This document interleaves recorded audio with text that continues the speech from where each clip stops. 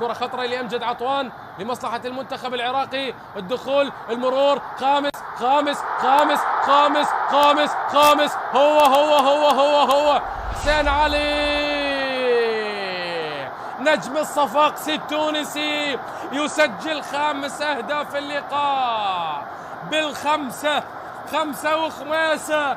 المنتخب العراقي يسجل في شباك اليمنيين أمام أفراح العراقيين 65 ألف متفرج في مدرجات ملعب جذع النخلة. المرور الرائع من أمجد عطوان اللاعب المهاري اللي صنع الفارق، والتسديدة بالمباشر باليسار.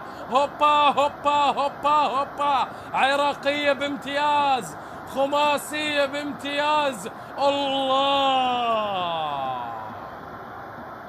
حسين علي يأبى إلا أن يضع بصمته في اللقاء، يسجل في هذه الأثناء ويصيب المرمى اليمني ب5 الأهداف. صارت 5-0 وخلص. الصدارة عراقية، الصدارة عراقية ب5 أهداف. العراق يضرب بقوة ويرسل برسائل إنذار إلى المنتخبات المتأهلة إلى الدور نصف النهائي.